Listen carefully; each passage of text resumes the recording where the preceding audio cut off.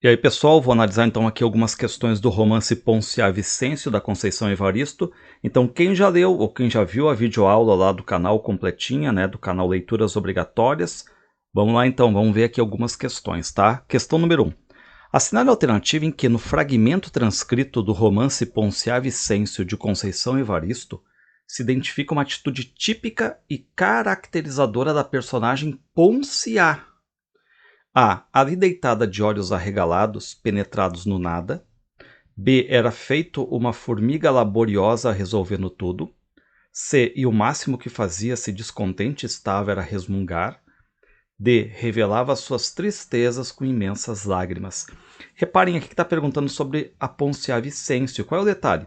A D. Revelava suas tristezas com imensas lágrimas é referente ao pai da Ponciá, assim como a C também. E o máximo que fazia, se descontente estava, era resmungar. Então a C e a D são do pai da Ponciá.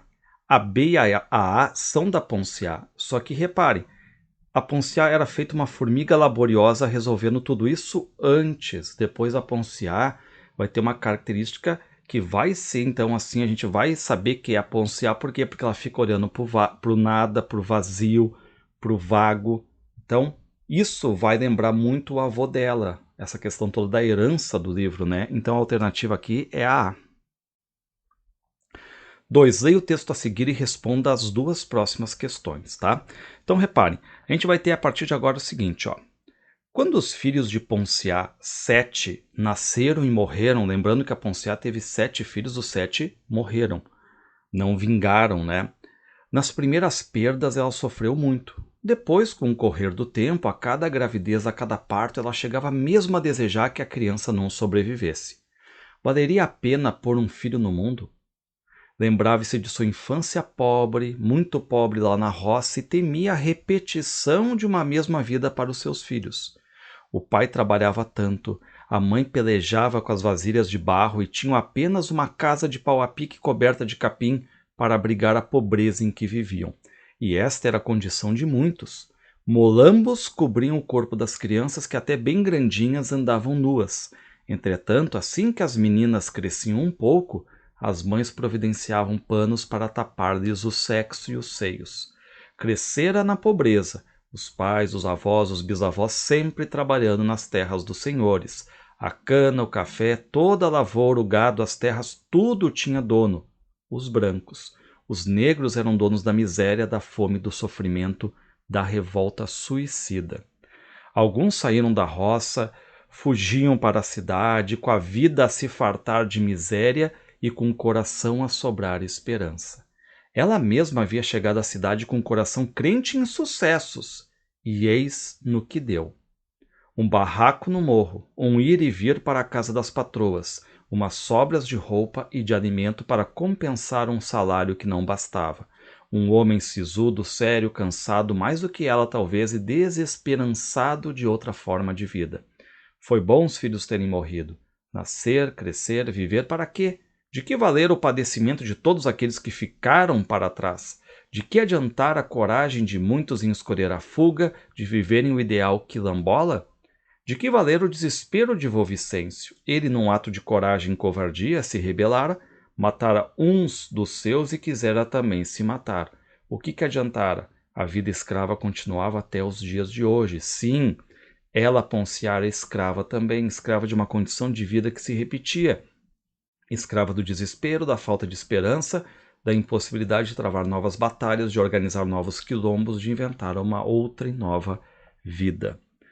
Bom, a partir da leitura do texto, considere as seguintes afirmativas. Os brancos eram donos da terra, enquanto alguns negros carregavam um misto de revolta e esperança. Uma verdade, né? Um misto de revolta e esperança também. Ponciá Vicêncio não queria ter filhos, mas sofreu em todas as gravidezes mal sucedidas. Reparem que não diz que ela não queria ter filhos, né? Até porque aquela questão de 7, os 7 não vingaram, mas com o passar do tempo, diz, né, com os filhos morrendo, ela foi, digamos assim, pensando até em não vingar um filho, né, para não ter todo aquele sofrimento, tá? Os pobres continuavam sempre vivendo de sobras, sim, seja tanto na roça quanto na cidade. Sim, A cidade é o espaço dos brancos e a roça é o espaço dos negros. Não, isso não diz. Por isso os últimos, os negros, permanecem na condição de escravos. Isso não diz, tá? Diz apenas que tanto na cidade quanto na roça é o local dos brancos e dos negros, mas os negros sempre em situação abaixo, né? Então, gabarito aqui, somente a 1 e a 3 corretas. Considerando a relação entre infância e escravidão, para a personagem Ponciá Vicêncio, considere as afirmativas a seguir. A lembrança da infância pobre reforça o medo de os filhos perpetuarem a condição escrava experimentada por ela e por seus antepassados. De certo modo, sim, né? A condição escrava dela aqui não é no sentido mais literal da coisa, porque a Ponciá não é uma escrava, mas ela está se sentindo uma situação escrava, né, que não termina nunca. 2. A infância da personagem é representada pela manutenção da esperança e a escravidão pelo excesso de miséria. Bom, pela manutenção da esperança, não, ela vai perdendo um pouco a esperança, né, como diz o texto ali. 3. Os molambos que cobriam o corpo das crianças remetem à liberdade da infância e à luta contra a escravidão. Isso também não diz. Os molambos são apenas, ali, como diz, né, trapos, digamos assim, né? Enfim, não tem essa relação, tá? A permanência da miséria e do sofrimento acentua a consciência por parte da personagem Ponciá da pobreza vivida na infância. Verdade também, tá? Assinale verdadeiro ou falso para as afirmativas do romance Ponciá Vicêncio. Vamos ver então. O trecho. Ela tinha por hábito também de não receber a paga em certas ocasiões.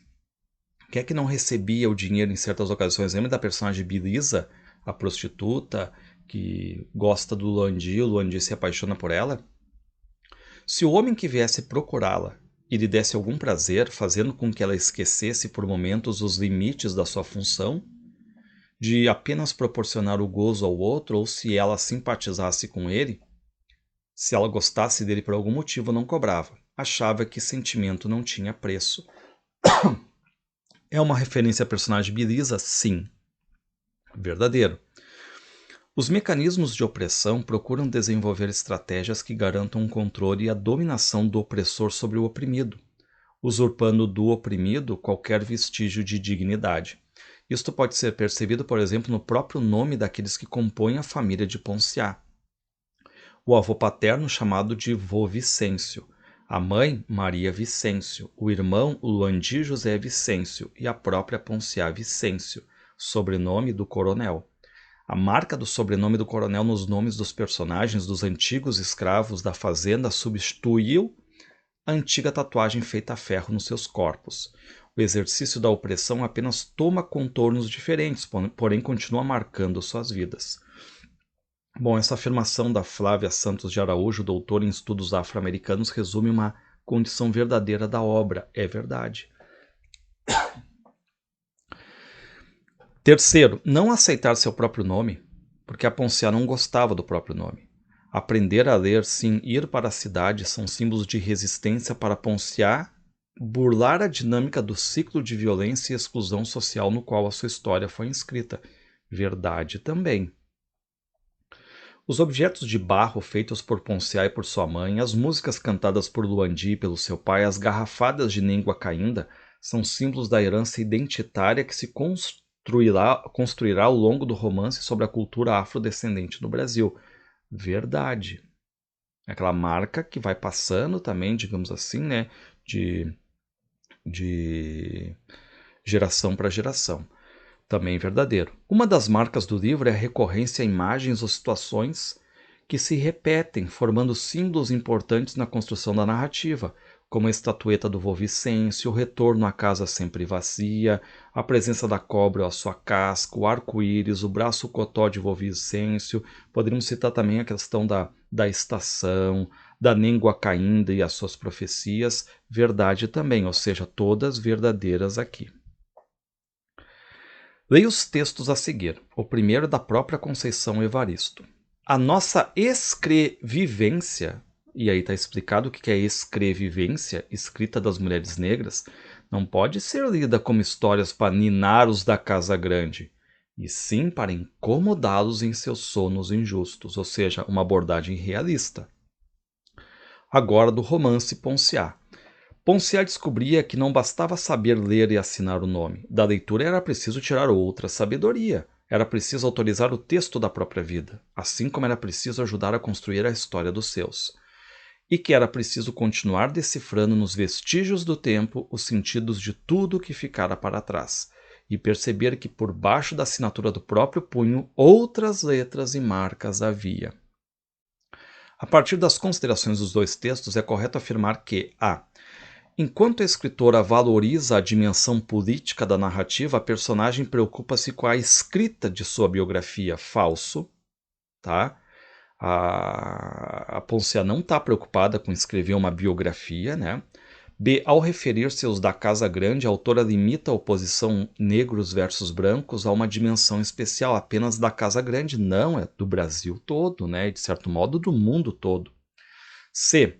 A escrita é uma forma de resgatar a memória, sim, e reescrever a história dos negros, sim, agora não mais da perspectiva dos dominantes. Verdade. A assinatura do próprio punho não constitui a escrevivência dos negros, mas é suficiente para o registro histórico da escravidão e autoriza a escrita de biografias. Não está tendo aquela questão de biografia ali, né? E é importante ao negro saber ler e assinar o nome para ter acesso à história oficial e contestar os sonos injustos dos brancos. Não é isso, apesar de ter alguma coisa nesse sentido, mas não é isso. Tá querendo falar sobre a escrita dessa literatura, que é exatamente, né, uma escrita de literatura para incomodar, e que de certo modo a Poncial saber ler, escrever também, ela vai conseguir, né, construir a história dos seus também, tá? Então o gabarito é C. Leia esta sentença extraída do romance Ponciá Vicêncio de Conceição Evaristo. No tempo do fato acontecido, como sempre, os homens e muitas mulheres trabalhavam na terra. O canavial crescia dando prosperidade ao dono, ou seja, para o dono. Os engenhos de açúcar enriqueciam e fortaleciam quem? O dono, o senhor. Sangue e garapa podiam ser um líquido só. Repare o quanto suga do trabalhador. O sangue e a garapa, um líquido só. Essa frase destacada revela o quê? Que esses líquidos têm consistência e aparência semelhantes. Não está querendo dizer isso, né? O excessivo esforço que os trabalhadores despediam no cultivo da cana, que a existência do segundo líquido não possui relação com o primeiro, né? Uma relação de exploração na qual o lucro vinha como consequência da morte dos trabalhadores. E aqui um caráter bem realista de exploração mesmo, tá? Bom, aqui nós temos então, observe o quadro Os Semeadores de 1974 do muralista mexicano Diego Rivera. Então vem um trabalho com a terra ali. E a cena alternativa cujo trecho extraído da obra Ponciá Vicêncio não pode ser relacionado com o sentido ou os sentidos desse quadro. Então a gente tem que achar um que não tenha nada a ver com a questão da terra ali, né? Reparem, o A. O importante na roça era conhecer as fases da lua, o tempo de plantio e de colheita, ou seja, tem a ver. O tempo das águas e das secas, tem a ver. O canavial crescia, ó, tem a ver.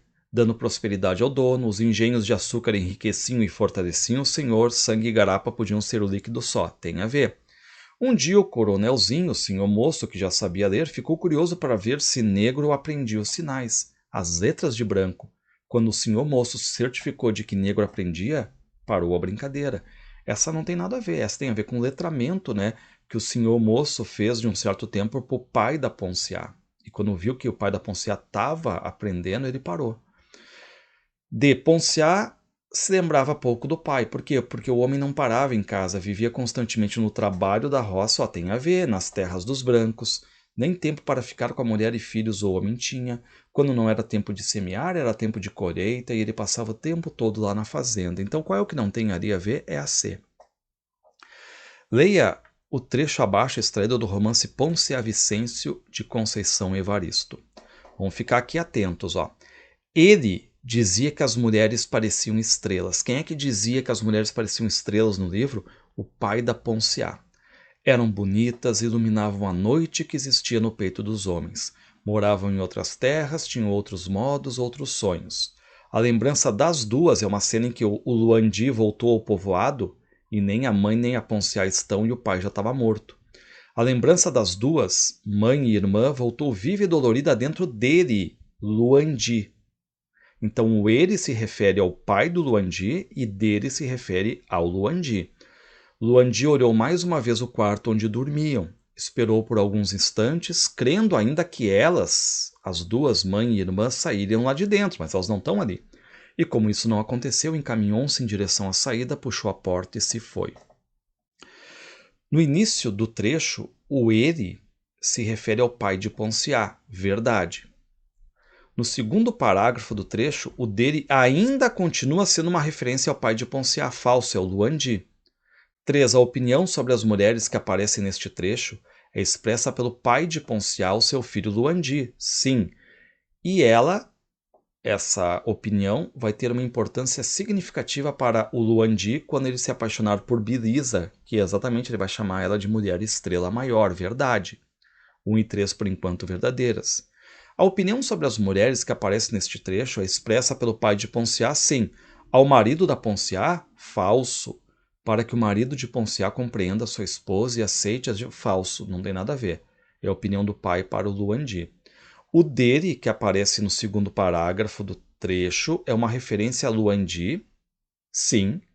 E as duas que ele esperava que saíssem do quarto seriam sua mãe e Belisa. Não, é sua mãe e Ponciá.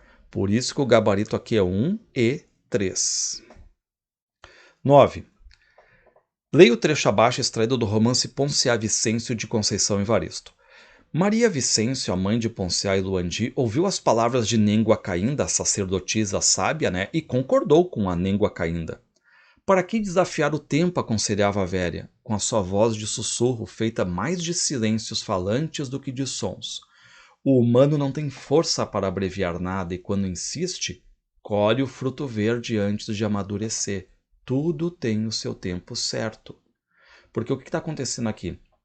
A Maria Vicêncio pergunta para a Nengua Caínda se ela não está encontrando os filhos, e a Nengua Caínda, em forma de metáforas, diz que ainda é verde, não está maduro, não é a hora de ela ainda buscar, certo? Depois que vai ter um outro encontro, e a Nengua Caínda diz que agora sim ela está preparada, mas por enquanto ainda não, nessa cena ainda não, né? O que diz a Nengua Caínda aqui, pela questão do narrador em terceira pessoa, penetrando no pensamento dela, usando aquele recurso do discurso indireto livre, ó. Tudo tem o seu tempo certo. Não vê a semente, a gente semeia e é preciso esquecer a vida guardada debaixo da terra até que um dia, no momento exato, independentemente do querer de quem espalhou a semente, ela arrebenta a terra desabrochando o viver. Nada melhor do que o fruto maduro, colhido e comido no tempo exato e certo, o que no caso não era ainda ali, tá? O trecho refere-se à ideia de que Maria Vicêncio deveria esperar o momento certo para ir ao encontro de Luandi e Ponciá, que se encontravam na cidade. É verdade, e depois vai ter um novo encontro. A Nengua Caínda diz que já está liberado, digamos, e vai ser a morte da Nengua Caínda. A personagem Nengua Caínda, que aparece nesse trecho, funciona no livro como uma metáfora da religiosidade afro-brasileira, a sabedoria também verdade. O trecho refere-se à ideia de que Maria Vicêncio deveria esperar o momento certo de contar ao marido que Ponciá chorava no seu ventre antes de nascer. Falso, não tem nada a ver, né?